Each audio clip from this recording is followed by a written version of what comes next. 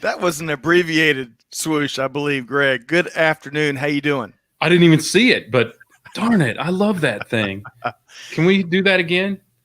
We don't have to go out, but we can just swoosh again, can't we? Maybe we'll check in with the production team, but I think Yeah. they were cutting some waste and some money out of the budget, I think, for this week's. It's all about efficiency and risk mitigation in supply chain, people. That is right. I like that. Oh, by the way, hey. Now we're on. Now we're on and we're live, and it is the Supply Chain Buzz. Scott Luton, Greg White with you here on Supply Chain Now. Welcome to today's live stream. So, Greg, big weekend, big week of news last week when it comes to business and supply chain. Looking forward to diving into all of that. No featured guests today, but we did add. What are you talking about? Well, besides We're you, the featured guests. Okay. Our audience are featured guests. That is true. That is true. And Victor and Leandro have already said hello. So hopefully this finds both of you well via LinkedIn. Great to have you here. So quick programming before we get started here today. Today we published This Week in Business History, which is on its own channel, but it hit the main Supply Chain Now channel today, Greg. And we tackled retail and radio. Retail, Marshall Field of Marshall Field's fame. Wow. And Coco Chanel of, the founder of Chanel, which has Right. a pretty interesting backstory there, especially if you're kind of new to the world of fashion like I am. I know you're not, but I am. She has a fascinating backstory. And then T-shirt just in case. and then on the radio side, we dove into arguably the first commercial radio station in the States. There's several claims there, but we covered WWJ 950 AM in Detroit. That's the first radio station. Well, it's got a claim in. KDKA out of Pittsburgh has a claim in, and there's a San Francisco station. And then the iconic Motown Records, because this week in history they hit their first number one in terms of a Motown single. Of course, over 180 were to follow. But we talked about Berry Gordy Jr. and, that one-of-a-kind record label Think and about story. the connection there between Motown, right? Detroit, Motown, and Muscle Shoals, Alabama. So I don't know if everybody knows this, but they had this group down there called the Swampers. And they played not only what you would expect, the kind of Leonard Skinner, Dwayne, or Allman Brothers type stuff and that sort of thing, but they were also the backing band for Aretha Franklin and Marvin Gaye, all kinds of Motown. It was amazing, the gifts that these folks have. There's actually a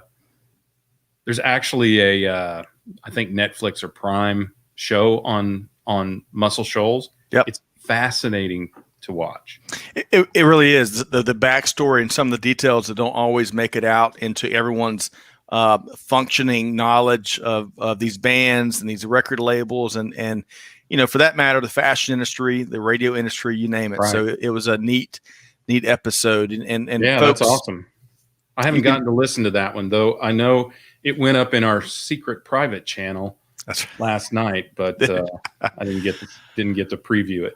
All right, so want to say hello to Jeffrey Miller. Jeff, your ears were burning earlier today. We'll talk about cold chain. That's right. We'll talk about cold chain. Right. Your cold chain statement. That's right.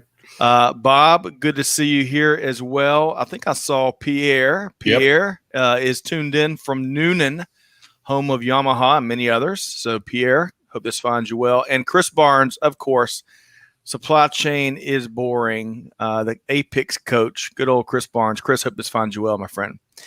Okay, so with no further ado, Greg, one more note we should say. Programming notes. Yeah, Supply Chain Now. Of course, you can, if you enjoyed today's live stream, you can check out Supply Chain Now. You can check out Tequila Sunrise. You can check out This Week in Business History and Supply Chain is Boring. And we got it all conveniently in the show notes of the live stream. That's right. We do all this for you. All right. So looks like we've got enough about you people. Let's talk about us. Anne, hello, Anne from Norway. Great to have you tuned in via LinkedIn Live. Okay, so this review came in, and we've been really grateful. There's been some interesting reviews and comments made. Of course, we get lots of feedback.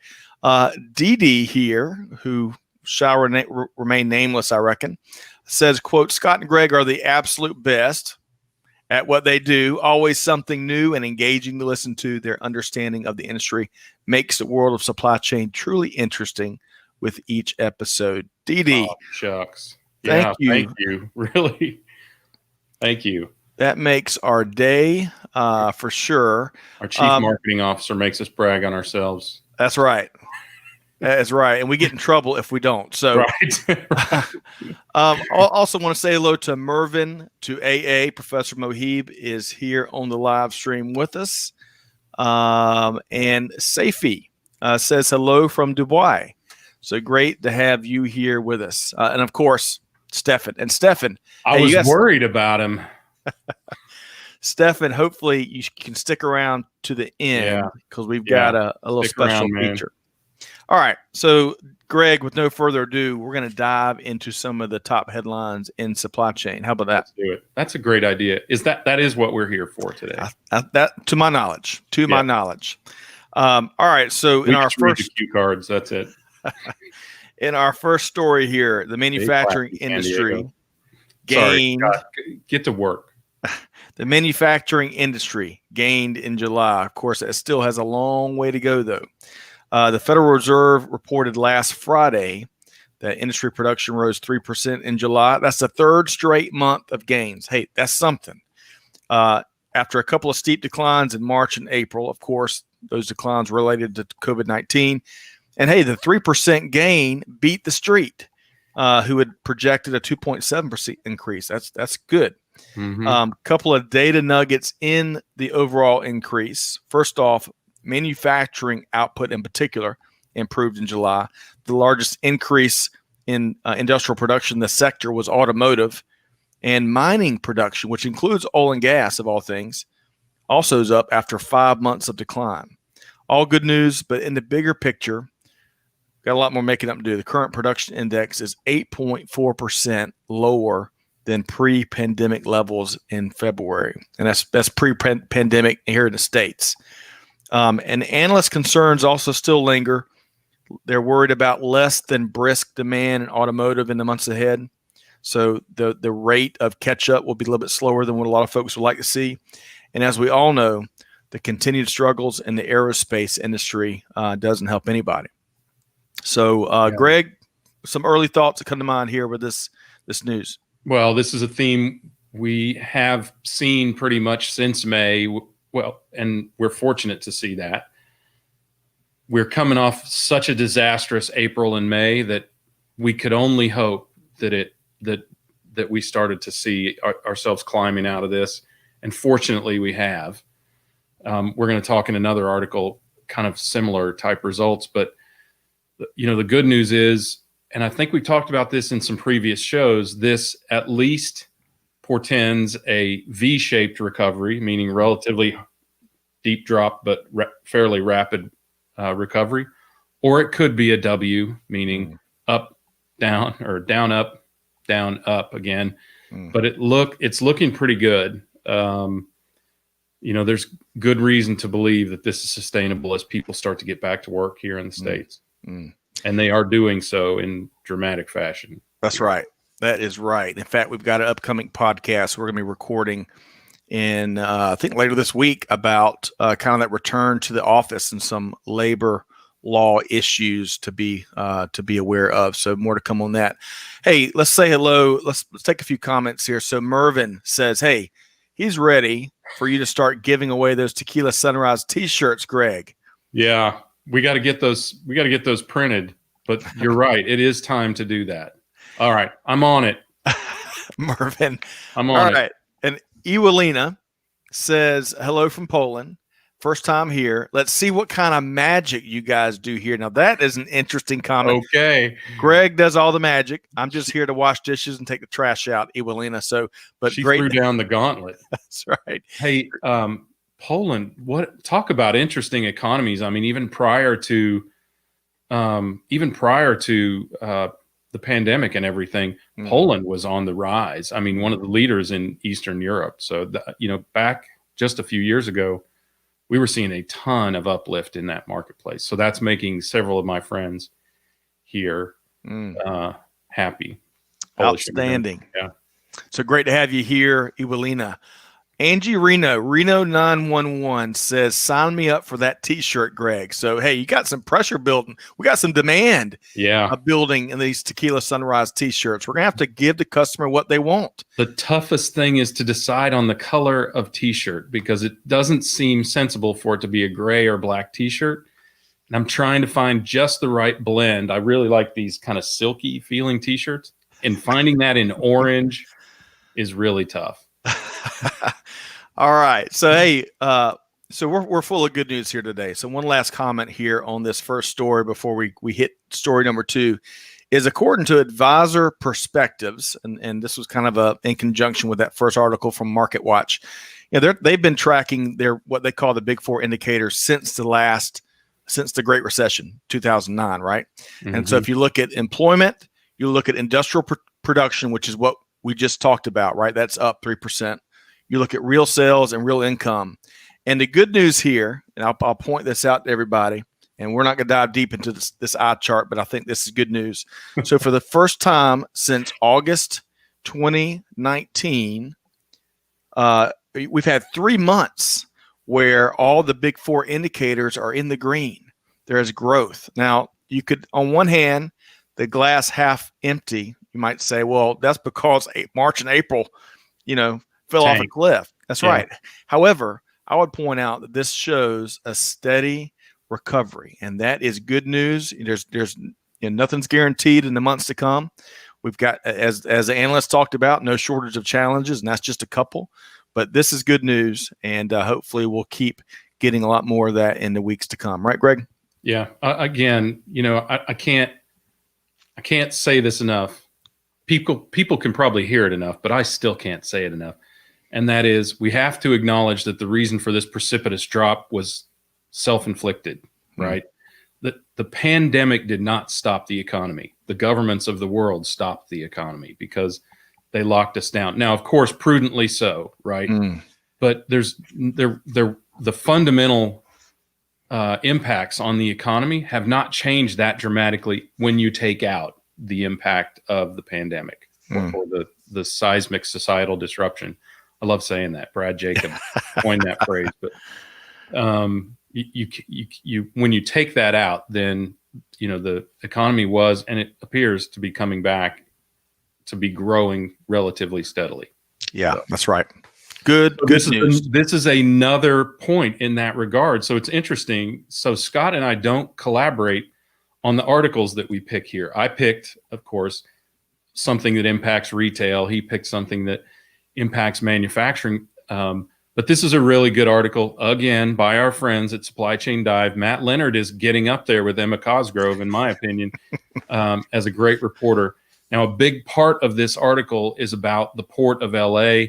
It's very Port of LA centric, and they interviewed the general manager, whoever runs the port. But the macro data that this shows is really, really important. So U.S., again, we're talking about Port of LA mostly, but U.S. ocean-bound imports were up 4.4% year over year, but up 16% from June, the prior month. So there's a couple of reasons why that distinction is necessary, and we've gone into that. It's only up slightly year over year, but it's up a pile over June because of the seismic societal disruption. So, just some more quick stats for you. I don't have fancy charts like Scott does. But May was down. Ocean imports, seaborne imports were down 30% year over year. And that was the trough for seaborne imports, in case anyone knows. The ports started shutting down. There are a couple of other dynamics that we'll go into here in a second. But really, what it appears is that this is the brands, brands and retailers playing a little bit of catch up, or a lot of catch up, as demand returns due to relieving lockdown restrictions. You might also recall that ocean carriers were intentionally limiting capacity until very recently to drive up rates. So they have successfully driven up rates, and now they're willing to ship because they're getting enough money to make the shipments profitable. Still, even with this bump in July, total volume is down 15% from 2019. Again, this is just seaborne shipments. And I think this indicates recovery, as we were talking about with manufacturing, but even NRF says that they expect imports down 10% year over year overall for the whole year. So, and some other interesting tips. So let me throw this at you. The increases aren't universal, and one of these is surprising. So just a couple of examples. Home furnishings are up 13%. Appliances up 34%. So home appliances imports are up 34%. Heavy machinery down 22%. Not surprising. Right.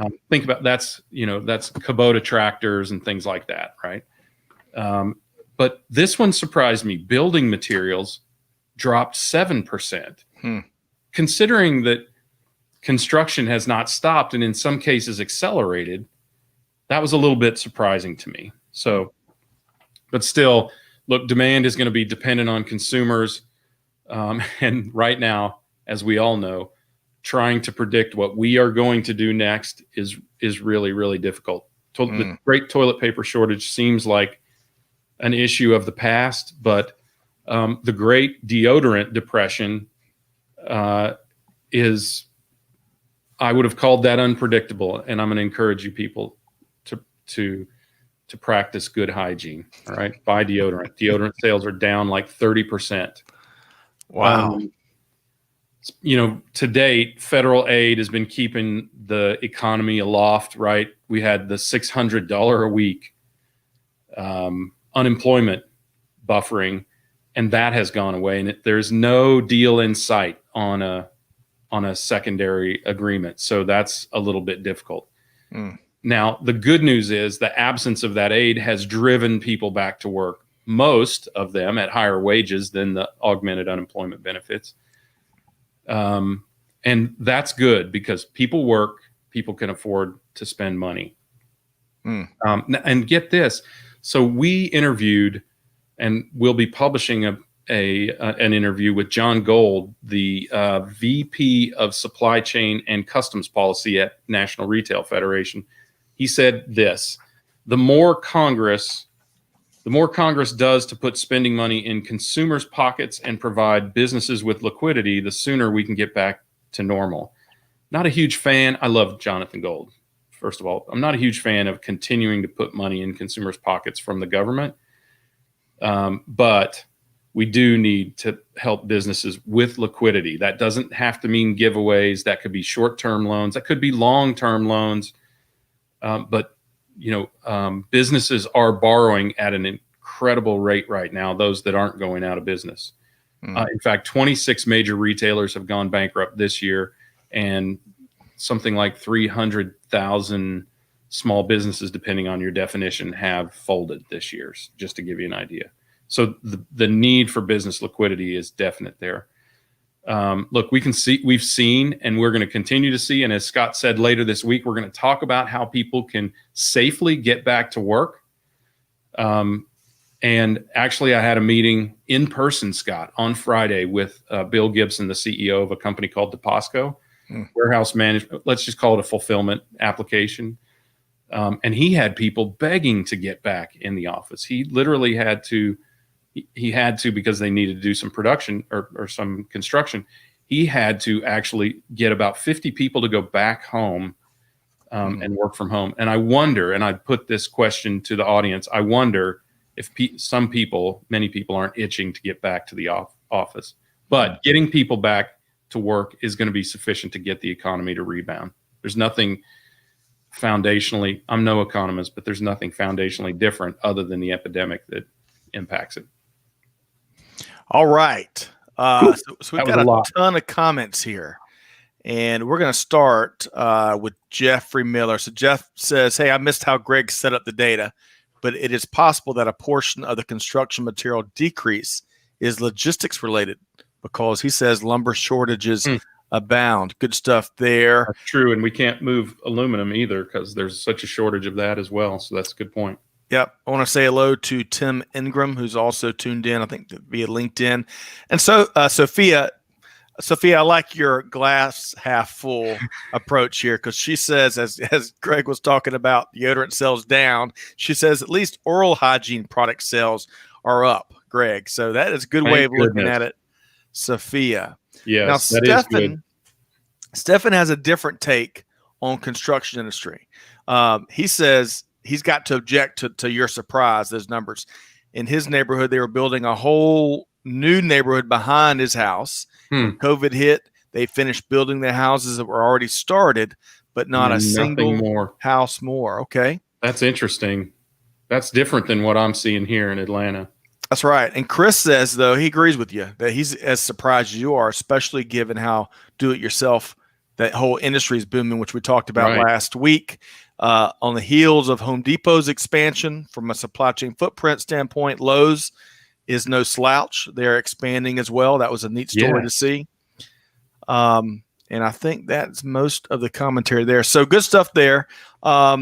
So to the question in the headline, did peak come early or supply chains making up for lost time? Which is it, or neither? I think it's definitely making up for lost time. It's definitely that. Yeah. That's a good point. I didn't answer that question, right? That's one of those clickbait headlines, but I would say that it is definitely that. The peak is not going to be peak of normal. NRF has already said they expect peak to be down 14% from last year. So I think people are going to be and should be prudently cautious about spending for the holidays. I would encourage people to do that. Spend wisely. All right. So let's move on to some more good news. Sunrise t-shirt, and that's it. Yeah. That should be your stocking stuff for everybody. All right. So we promised you plenty of good news on today's episode of Supply Chain Buzz. And here's more of it. So this is a really neat story that we came across, at least our desk, via Forbes. And here's the gist of it. And check out the article because there's a lot more behind it. But here's the Reader's Digest version. So 5 high schoolers had noticed a problem last school year, that their teachers didn't have time for lunch, which shouldn't surprise anybody. I remember my teachers grading papers and stuff during lunch, right? Mm-hmm. And the current delivery apps, as we all know, are pretty expensive. You get a couple of sandwiches, and it's going to run you $50, it seems like. So the 5 teenagers, these 5 brilliant teenagers, built a food delivery program, and the minute they offered it to the school, 80 teachers signed up for this food delivery program. So again, for context, this is spring 2020. So that's when COVID-19 here in the States, as we all know, really began to increase. One of the innovative teenagers had a family member that was a doctor on the front lines in Atlanta. So, of course, firsthand, as COVID-19 is ramping up, they're getting, firsthand news of how the shortage of PPE, right? Right. So right away, these incredible kids shut their food delivery program down. Sorry, teachers. But they focus on a bigger need. And that's how do we get healthcare professionals the PPE they need? So after making a few successful coordinated deliveries with this newly tweaked software program, they saw a greater opportunity. And right then and there, Project Paralink was born. Aguilar, just his first name to protect the innocent and the innovative. Aguilar was CEO. Seth became COO. All right. So the software that they had initially built to deliver food was found to be really helpful in mapping routes for PPE pickup and delivery and that matching process, right? So to add scale to their platform so they could help more people, Project Paralink partnering with this nonprofit here in town called Atlanta Beats COVID. They partner with Georgia Tech and MIT professors, some of the best, smartest around. The Coca-Cola Company and UPS all partnered.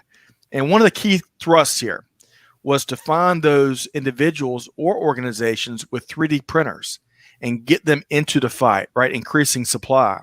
Right. And then, of course, the other tough hurdle is you got to coordinate pickup and delivery to those most in need. So it's evolved in this powerful platform that's really democratizing and distributing the supply chain, serving PPE.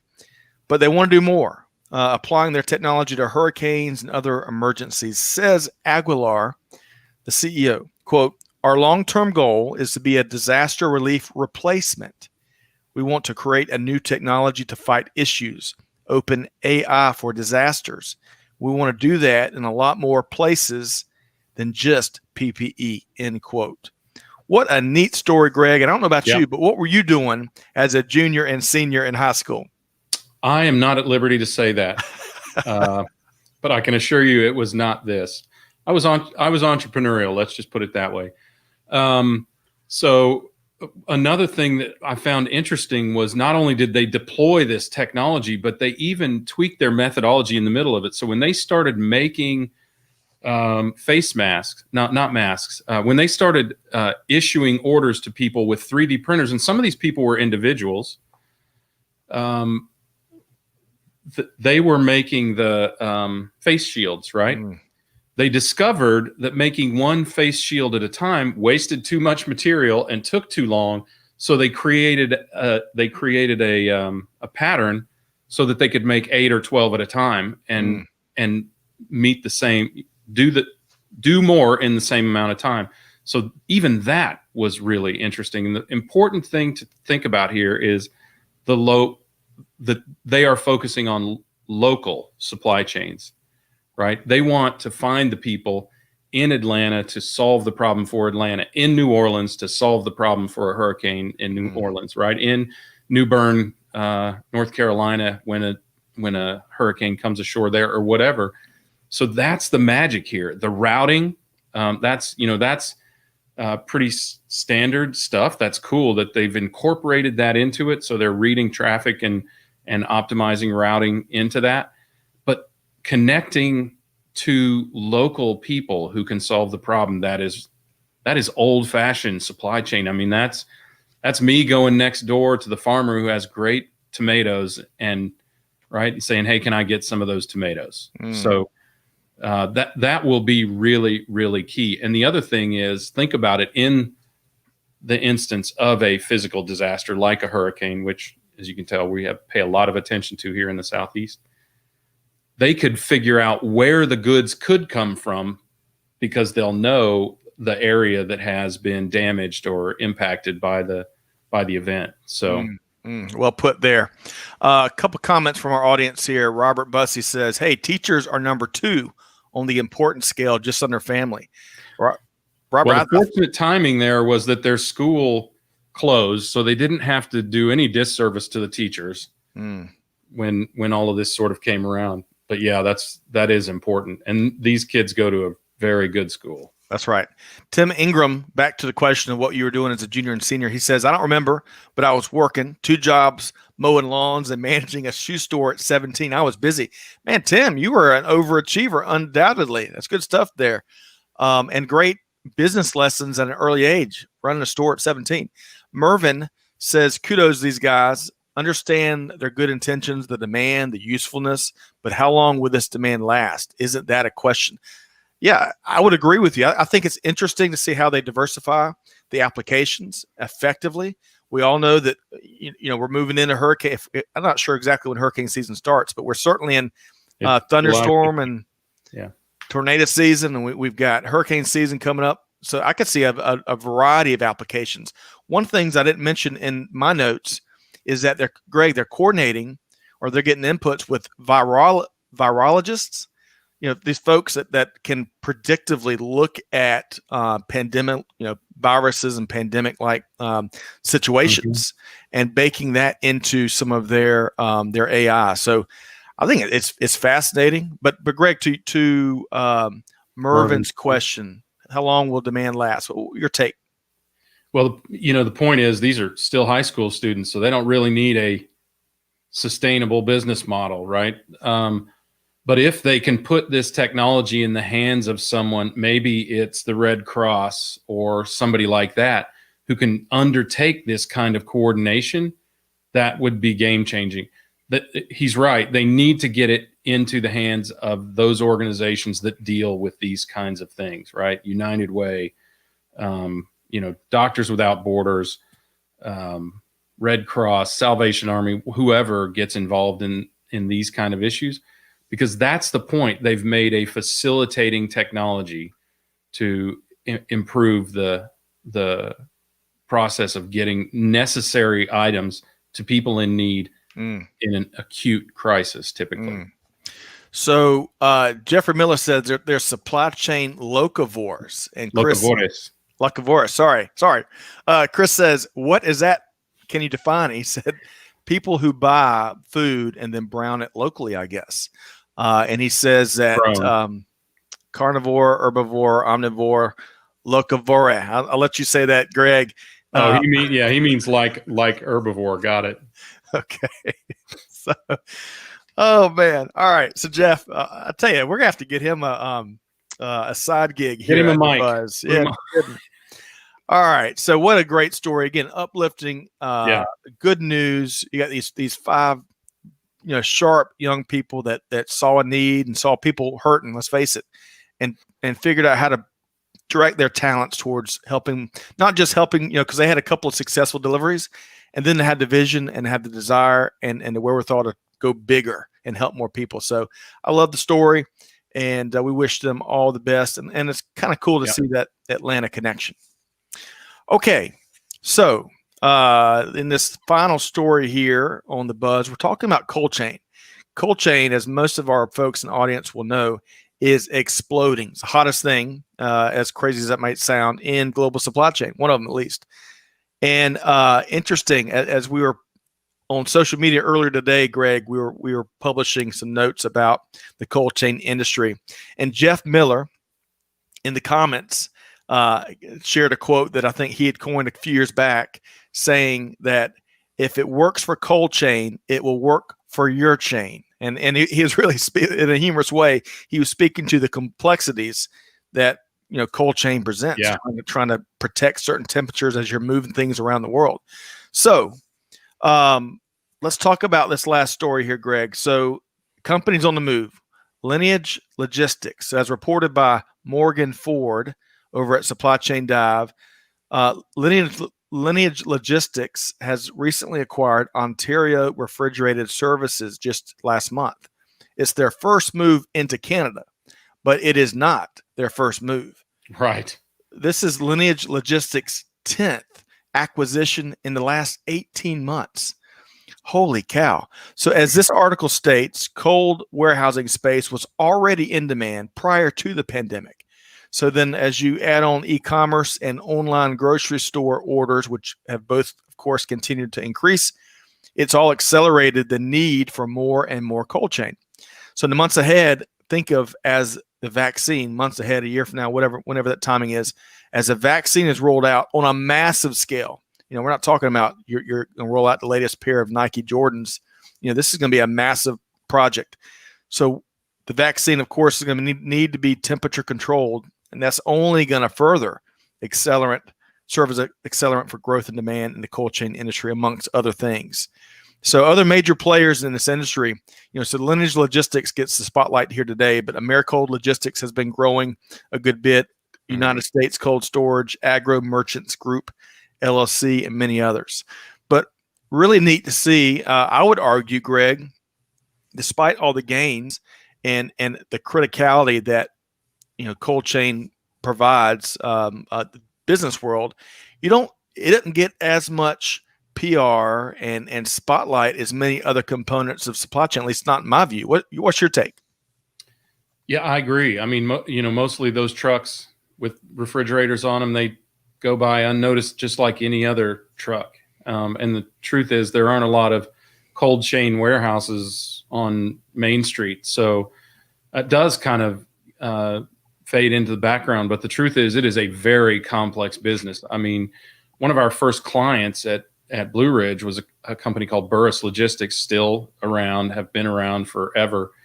And they used to love to torture me by showing me their dry goods, cold freezer, sub-zero. They really love to take me in the sub-zero freezer. But the point that makes is how complex it is.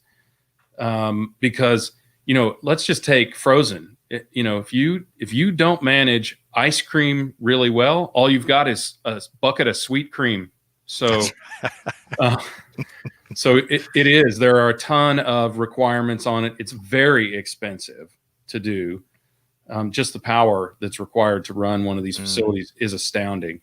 And it's an important part of things, especially during this time, because people were pantry stuffing not just with dry goods, but a lot with frozen goods. Right. The sales of frozen pizzas and other frozen goods went up dramatically. So, well, I think it's a rite of passage in the American Southeast to have a second freezer somewhere in the basement, another part of the house to stock up.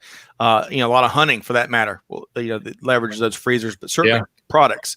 And then one other comment, you're talking about some of the dynamics that can be really complex in cold chain workforce. The conditions in these places, there's some added dangers and things you've got to manage. Frostbite.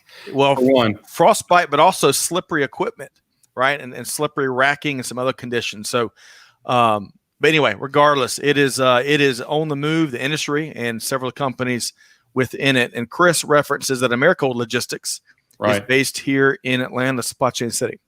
So good stuff there. Also want to give a quick shout out. I believe Chris Jolly has a freight podcast.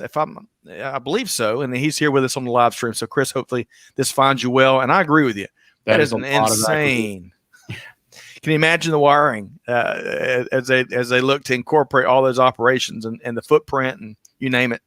So I worked for a company that was on big time acquisition front. They did 50 acquisitions in 3 years or something like that. And it was hectic, unbelievably hectic, because you've always got some company in some stage of being integrated from a data, business process, management, personnel, branding, all of those standpoints. It is a significant effort. So they must, my guess, and this is purely a guess, there must be some private equity backing there that has made this a strategic play, and they've used Lineage as the vehicle to do that, to consolidate the market a bit. Excellent perspective that only Greg White, at least on this live stream, can share. I love that, Greg. I'm glad Ben Gordon's not watching, because he would probably know and be able to refute me immediately. Jeff adds transit time, inventory control, product quality, pedigree, security. All of these key supply chain characteristics are amplified in cold chain. Good stuff there, Jeffrey. Okay, we're going to keep driving. And Chris says, thanks for the shout out. You bet, Chris. Great to have you here with us here today. All right, so let's talk about Supply Chain Insiders, Greg. Yeah. So we launched this probably 2-3 months ago. And like with any new offering, we're trying to best engage our audience and kind of give them a different channel to engage and share perspective on. And here recently, Stefan, who's still part of the live stream, shared, and I'll only caught a little bit of it to share with our audience, but it was all about servant leadership. And he had a couple epiphanies in recent years about servant leadership. And I want to share this with our audience today. So this is again from Supply Chain Insiders, and I'm sure Amanda and Clay can share how to join our insiders group. He says, quote, "I learned that leadership is not about being the smartest guy in the room. On the contrary, it is about assembling your personal Avengers," I like that word, each an expert in their area. The leader's responsibility is to equip your team with the tools, hardware, software, and most importantly, he says, education that they need to reach their full potential. And yes, sometimes that means that one of your teammates might surpass you, which I would see as the ultimate testament to servant leadership. end quote. I enjoyed the whole exchange. Him and Nerfad in the Insiders had a great back and forth. They shared some really neat things from their personal journey. But I've always been infatuated, Greg, with the notion and the concept of real servant leadership, and so this really stood out to me. Your thoughts on Stefan's perspective, Greg? I'm a huge fan of the whole concept of servant leadership, and you can still follow the founder of the whole concept on social media, probably on LinkedIn as well. But I like this discussion. I would love it if folks would chime in on this. And let me also just a little bit, because I just had a phone call with Stefan last week, and he's not even in supply chain right now, but seeking to be. And that was what we were talking about, was, kind of assessing his gifts and superpowers and how, what he might do in supply chain. One, very driven, major studier, and loves data and analytics and that sort of thing. So and he has a financial background, which is perfect. We see, Scott, so many people, and this is really the point, not to embarrass Stefan, but this is really the point. We see so many people coming to industry from other areas of the business because it is so encompassing, as Jeff and others have talked about today. It is so all-encompassing of so many things that impact the business. And, I keep going back to Dominique Swinkle's no product, no program. And that is true whether it's a charitable program or it's a for-profit program. If your business is to create and move or sell goods, then, that supply chain is the greatest impact on your business. So anyway, I really appreciated his approach when we talked. Clearly, his knowledge is a great fit for supply chain. He's just got and he's got a job now, so I don't think he's looking, boss. Oh, he's passionate about global supply chain, and clearly he's learning and adding to his skill sets and his tool belt. So I admire that. Well, it's important for all of us, regardless where we are in our journey, that continuous learning is so critical, especially in this day and age where the rate of change is faster than ever before. So, all right. So you just said one of our favorite phrases from an episode this year, which Dominique Swinkle said, who she's all about helping the world and their healthcare needs. Right. She works for a government in Africa right now. That's right. What you're talking to her about. Yeah. So no program. Or no product, no program is what she said. Well, one of my simple phrases I've liked forever is very similar. Supply chain makes it happen, right? We used to have this little saying on our table at supply chain days at Georgia Tech, because really, as consumers, the great thing now is consumers are figuring out, as we've said timelessly, how they can get things in a day or even 2 days. Big, small, cold, hot, you name it. And one of the greatest silver linings about all of this is that they're making these connections. They're starting to understand exactly what makes things happen. And, it's global supply chain that touches everything. So it's a special time to be serving this industry. And it's a special time to see consumers that you're related to or that you go to church with, you rub elbows with, kind of have these eureka moments, and it dawns on them exactly what all this means. So, right. You've been telling me for nigh on 2 decades. Yeah, I think one of the things to recognize is the ubiquity of it. It is now an impact on your brand image. It's not just that thing that happens in the back office, right, or those dusty places we call warehouses or whatever. Now it is, first of all, warehouses are much cleaner now. And now it is part of your identity. It can actually define your identity, from how well you perform financially to how well you serve the customer experience to your support for sustainability, the environment, fair trade, all of those things that can impact your corporate brand identity. Well put. And so about supply chain Now Insiders. That's a LinkedIn private group. I think we've already dropped the links in the comments. We welcome you all to join. And once you join, get involved. Share your perspective, pose your questions. We've got a pending question from Rushdie, I believe is his name, about supply chain certification. So I'm hoping that Chris Barnes, I'm gonna call you out, Chris. Hopefully he weighs in, because Chris knows that stuff more than most. All right. So one of the interesting things, Greg, that kind of piggybacking on what we were just talking about, how educating consumers and broadening the tent that is global supply chain is such an important thing, especially when it comes to talent pipeline coming into industry, as it comes to solving problems, you name it. So those reasons are some of the reasons why we are launching new series, including Tequila Sunrise, which comes from the supply chain tech and the entrepreneurial and the venture and M&A kind of niche, which is different than all of our other content. This Week in Business History is very different. It's for history dorks like myself, which, kind of wants to know the story behind the story.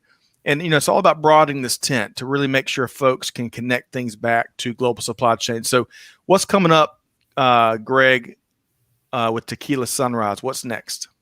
Yeah. So we're going to start having actual guests. So I mentioned Ben Gordon, who's with Cambridge Capital, who funds a lot of tech, not just tech, but a lot of supply chain companies. Colton Griffin, who's the CEO of Flourish, which is a track and trace supply chain technology. He has a great pedigree coming from Manhattan Associates, which most people will know. And they're in the cannabis industry, so that one will be fun to talk about.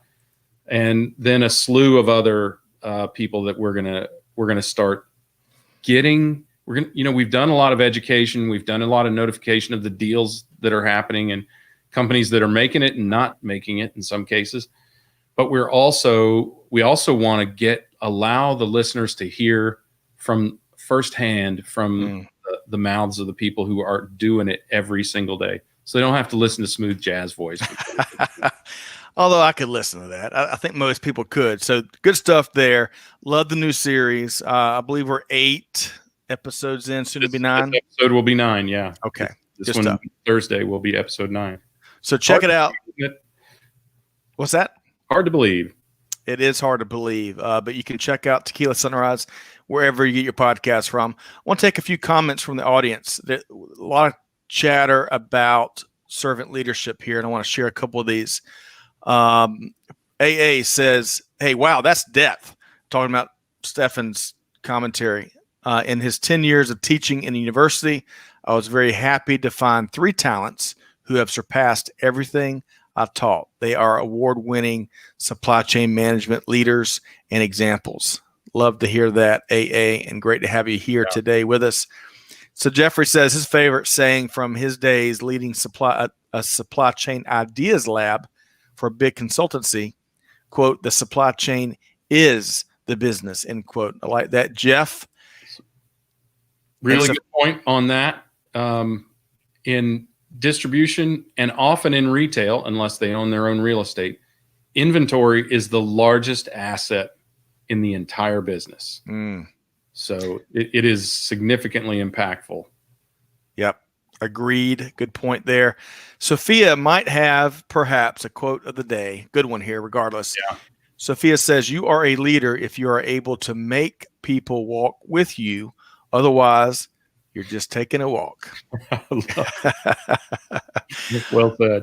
It is well said. All right. So Chris, as he was responding to Stefan, so we talked about Supply Chain is Boring, which is another one of our series here at Supply Chain Now. And I want to share his comment here because he talks about the next episode of Supply Chain is Boring with Greg Cronin. In part 2, he discusses how supply chain is a great fit for non-traditional professionals. And he specifically mentions business and financial analysts. That is going to be a home run episode. Wow. Yeah. Lots of legs there. That's pretty impressive. Yep, absolutely. So y'all check out these new series. This Week in Business History, which published today, is all about Marshall Field, the really a pioneer, an innovator, a business person well before his time. You may have heard the phrase, the customer is always right. He's coined that phrase. He was amongst the first, if not the first, retailer to give money back, regardless of what the reason was. He offered, he one of the first retailers to put cafes in the stores in Chicago, the main store, so that consumers didn't have to leave and grab lunch and come back.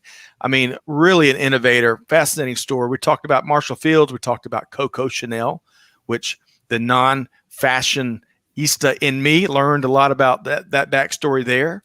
We learned about WWJ in Detroit. And of course, as we said on the front end, Motown Records, fascinating backstory there. You can check that out at This Week in Business History. All right, Greg, we are really efficient today. I got 12:51. Well, let people get to lunch early, I guess, right? Absolutely. We got one more thing. Greg, let's talk about this webinar we've got coming up this Wednesday. Yeah, well, Kelly Barner and Rod Sherkin are going to talk about what supply chains need to do to adapt after, probably by the time we do this, it's going to be while you're coming out of the depths of COVID-19. We've already talked about some of the recovery that's undergoing. So if you're struggling as the economy, as the supply chain, as the new normal, I had to say it, as it starts to occur, this would be great to tune into and get some tips. Agreed. It's going to be a good one. A couple comments here. We'll start with AA's. He says, Greg, I want to feel more of that listen up finger in your podcast. I love it when you're connecting like that. It's funny. He says that. When I do that, listen up, I'm always wondering what somebody who's seen that video for the first time is doing. Are they going, why is that guy pointing at me and commanding me to listen to his show? It's mesmerizing, Greg. Chris agrees with he agrees with us. He says Sophia's comment is the best of the show. Good stuff there. All right. So we talked about the webinar. Folks, we really enjoy the feedback and the engagement that all of y'all bring to whether it's our live stream or social or some of the feedback we get on our podcasts, some of the events we do. Keep it coming. Tell us what you want to see, what gets underreported and undercovered in global supply chain. Let us, tell us what you think. You can check us out at supplychainnowradio.com, or Greg, if they can't find what they're looking for, what should they do? They should do what we do, which is call Amanda. And her number is, no way that's happening, Amanda at supplychainnowradio.com. That is right. So kind of a brief, expedited episode here today. We kind of shot through the news. Drag it out if you want. I got time. Well, it is a Monday, right? At least that's what Amanda told me as we came on. Is it Monday, Greg? It is Monday. Every day is Monday, Scott. Well, we've enjoyed today's version of Supply Chain Buzz. Again, check us out wherever you get your podcast from. On behalf of Greg White and Chris Barnes and Amanda and Clay and really the whole team here, wishing you nothing but the best to our audience in the days ahead. Do good, give forward, and be the change that's needed. And on that note, we'll see you next time here on Supply Chain Now. Thanks, everybody.